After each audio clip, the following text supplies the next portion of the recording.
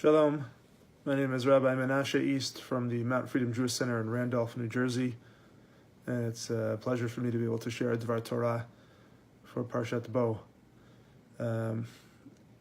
Every year at this time of the Torah reading cycle, I struggle as an Abba to teach and talk about the Makot. They're difficult to make sense of, they're difficult to connect with, challenges you theologically to think about such a vengeful God, challenges you to think about it as a statement of meaning that we've associated with almost silliness. The Pesach Seder has turned barad, the hail, into cotton balls, and sordea, the frogs, into toy frogs at the table.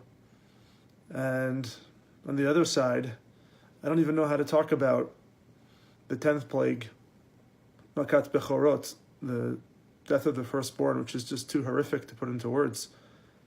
But I think in particular, Parshat Bo highlights the final three plagues, and the plague which really strikes me as relevant and a plague that I think is something that society faces is the 9th plague, is Choshech.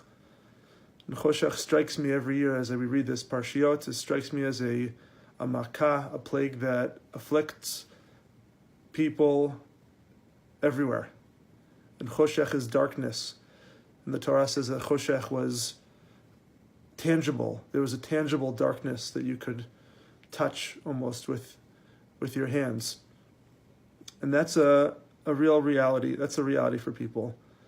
That there is a choshech, there's a darkness in people's lives that is tangible, and that's physical. It's not just the absence of light, it's the complete surrounding and enveloping of our entirety. It's an existential plague. And that, in this respect, I think this makah stands apart from the other makot, from the other plagues, in the type of relationship that we have to it. And I find not only is there a choshech, a darkness that strikes a person's inner self, and that's part of the message of choshech, that it's tangible, there's a layer that it's personal, that I'm not able to see any light in myself, I'm stuck, I'm not able to move. But then there's another level, which is a societal darkness, which is expressed in Pasuk Chav Gimel 23 in chapter 10.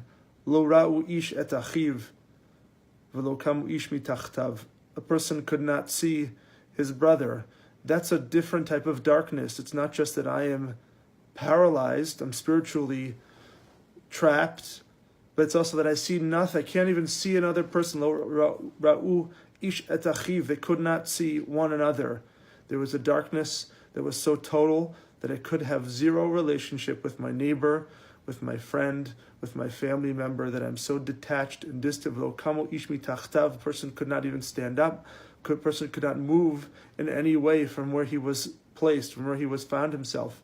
And that strikes me as being an apt description of some of the phases and the stages that we face in our emotional life and our spiritual life, that sometimes we are so overwhelmed by this darkness that the depression or a psychological illness, or that there is a relationship or a lack of relationship with another person, that there's no bridge, there's no light between other people, and that shakes you, that shakes me, to think about how distant we can fall from each other, from a neighbor, from a friend, from a family member, and that there is an unbridgeable gap, which is a tangible reality.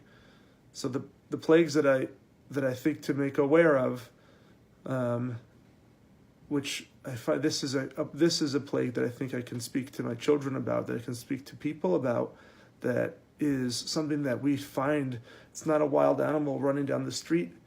This is a reality in people's lives, that for some people there is just a total, penetrating, consuming darkness. And if we can feel that and understand how how painful that is, how destructive that is. You see at the end of the plague, L'chol b'nei Yisrael haya or b'moshevotam. And for the Jewish people, though, living in Goshen, there was light, and there are places that, though people are going through this extremity of loss of purpose, of loss of connection, there are places that there are still light, that still have light. And so my blessing is that if we can identify those places that are overwhelmed by the pall of darkness, that we also find the power of light, and to give that light, to bring up some hope, and to find the strength and love in those places too. Shabbat Shalom.